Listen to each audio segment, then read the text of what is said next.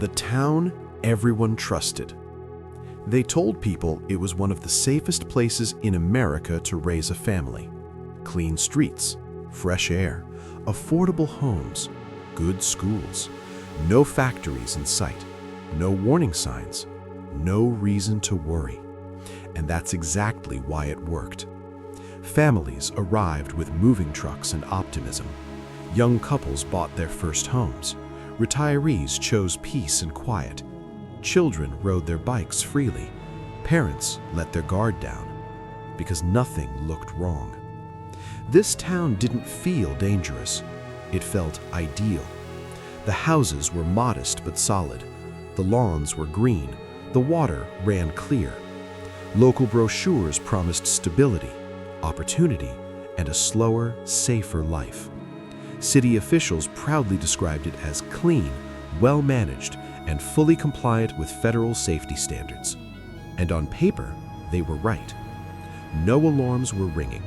No headlines warned of danger. No inspectors shut anything down. In fact, inspectors kept approving everything. That was the most disturbing part. Because the threat wasn't loud, it wasn't visible. It didn't smell like chemicals or look like pollution. It blended in perfectly. People trusted this town because there was nothing to distrust, nothing out of place, nothing to fear. At least, not yet. Months passed, then years. Life moved forward like it does everywhere else. Birthdays, barbecues, school mornings, late-night porch lights. But quietly, something began to change. It started small. A child who was always tired. A neighbor who suddenly got sick. A strange pattern doctors couldn't quite explain. No one panicked. Why would they? This was a safe town. Everyone knew that. Except safety, it turns out, can be declared long before it's actually proven. And the people who trusted this place the most were the ones who would pay the highest price. Because in this town, danger didn't arrive suddenly. It was already there when the first family moved in. The symptoms that didn't make sense. At first, no one thought it was serious. People were tired. Not the dramatic kind of tired, just drained. Parents blamed work. Doctors blamed stress. Everyone blamed modern life.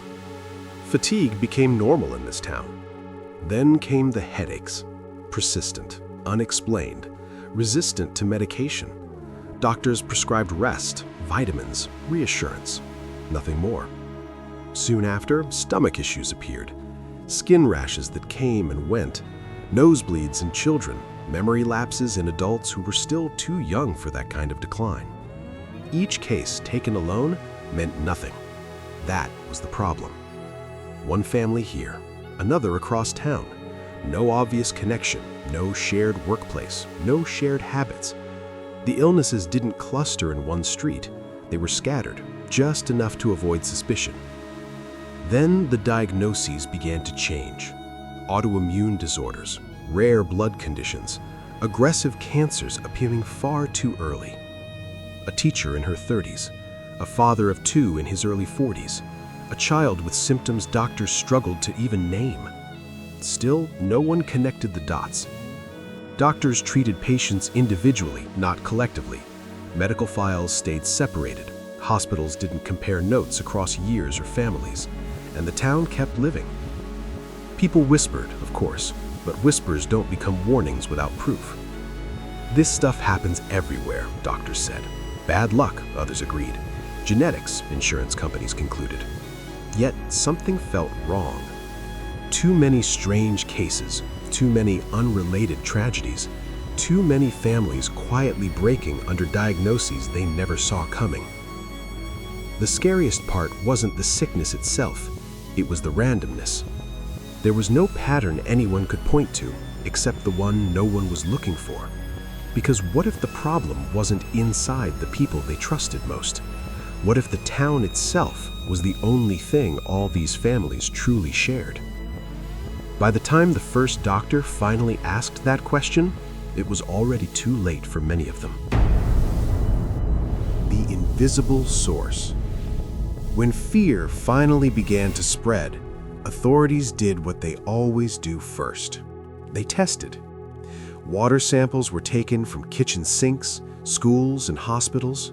Soil cores were pulled from backyards, playgrounds, empty lots.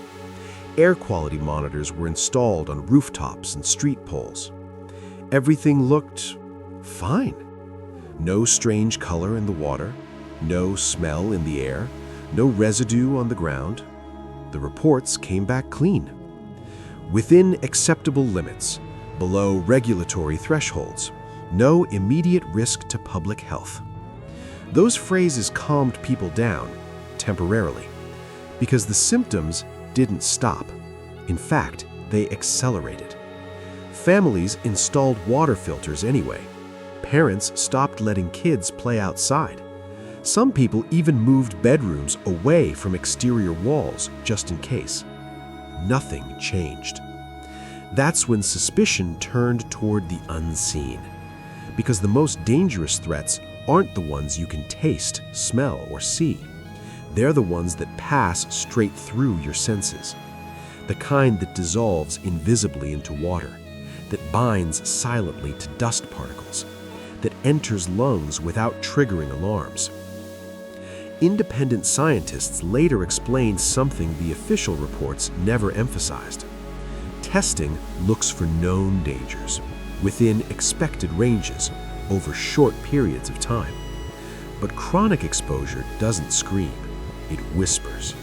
A toxin released slowly, a contaminant activated only under certain conditions, a compound that becomes dangerous not immediately, but cumulatively, day after day, year after year. The town's infrastructure suddenly mattered. Old pipes, aging treatment systems, industrial runoff records that hadn't been updated in decades. One engineer quietly noted something disturbing. The testing had been done exactly as required by law, but not in the places where the town actually lived its life. Not inside homes, not in bedroom air, not in stagnant sections of plumbing, not during temperature shifts. The danger, if it existed, wasn't floating freely. It was embedded, locked inside systems people assumed were safe. And worst of all, the official tests didn't prove there was no danger. They only proved that nothing dangerous was being looked for in the right way at the right time. The source wasn't visible, but it was patient, and it wasn't done yet. The documents they didn't want to open. Every cover-up begins the same way. Not with lies, but with paperwork no one expects the public to read. When pressure mounted and the symptoms refused to disappear, a small group inside the system did something dangerous. They went backward. Instead of new tests, they pulled old files. Internal reports, preliminary studies, drafts marked not for public release. Documents that were never meant to leave filing cabinets. What they found wasn't a smoking gun. It was something far more unsettling. Footnotes. Margins filled with cautious language.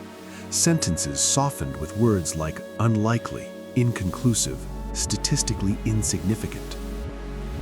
But buried beneath that language were patterns, repeated anomalies, unexplained spikes, data points that didn't quite fit and were quietly excluded. One internal memo stood out. It warned that long-term exposure had not been adequately modeled, that testing protocols were based on short-term safety, not lifetime risk, that certain thresholds were set decades earlier using outdated assumptions. The memo recommended expanded studies. They never happened.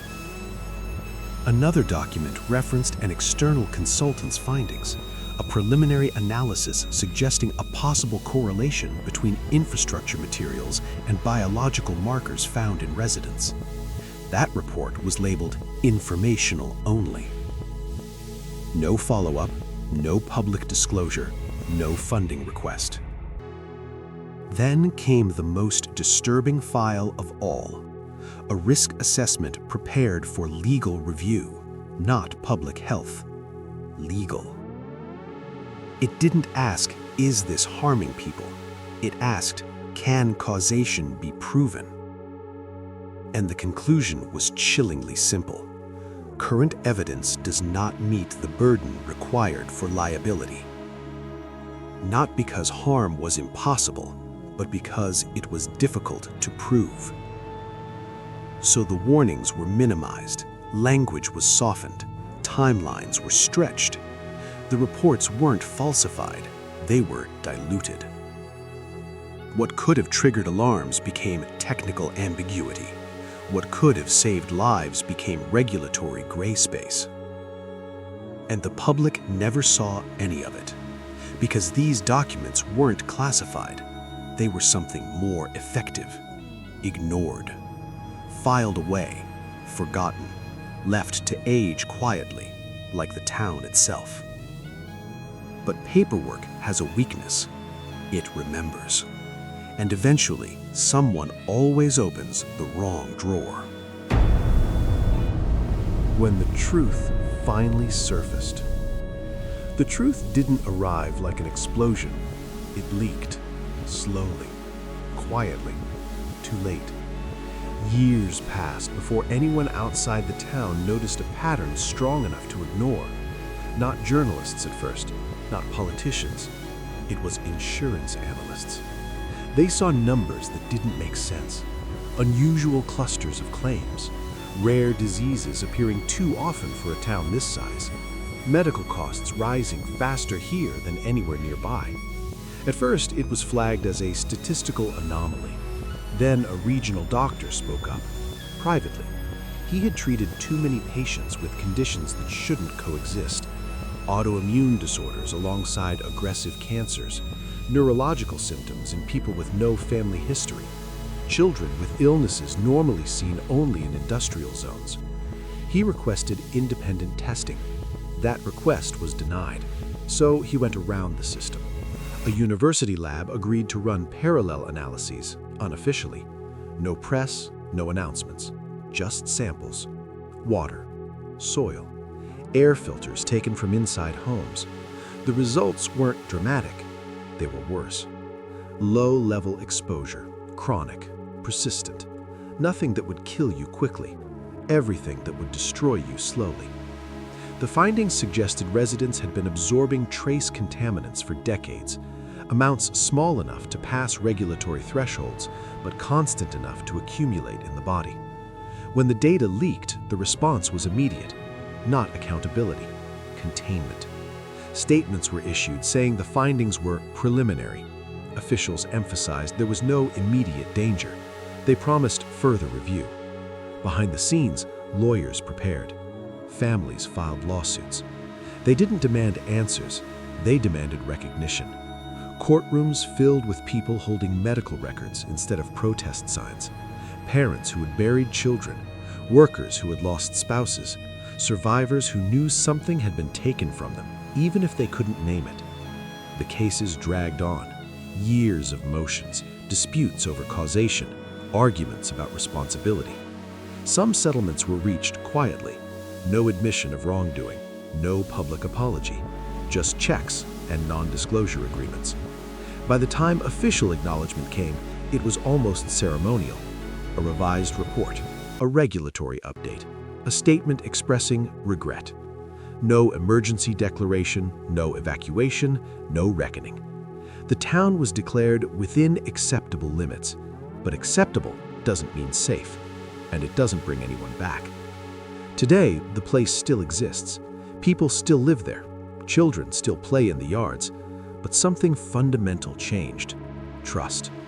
Because once you realize the truth didn't surface when it could have, but only when it was unavoidable, you start to wonder how many other towns are still waiting, and how many truths are still buried, not underground, but in files marked resolved. What this means for your town today. This story isn't really about that town. It's about the illusion of safety. Because nothing about that place looked dangerous. No warning signs, no sirens, no headlines screaming, "Leave now." Just normal streets, normal schools, normal homes. And that's the most unsettling part. If something like this could unfold there, quietly, legally, within acceptable limits, then the real question isn't how it happened. It's where else it might be happening right now. Most environmental harm doesn't arrive like a disaster movie. It arrives as paperwork, as thresholds, as reassurances. It hides behind phrases like "no immediate risk" and "ongoing monitoring." It survives because it's invisible, slow, and easy to dismiss until enough time has passed that denial becomes more convenient than accountability. So here's the uncomfortable thought. If it happened there, why not where you live? How well do you really know what's in your water, your soil, the air moving through your home every night? And who decides what level of exposure is considered acceptable? Especially when you're the one living with the consequences. This isn't about fear. It's about awareness. Because awareness is the one thing that changes outcomes before the damage becomes permanent. If this story made you pause, even for a second, share it with someone who should see it. And if you want more investigations like this, stories that reveal what history tried to bury, consider subscribing, not for entertainment, but so the next warning doesn't arrive too late.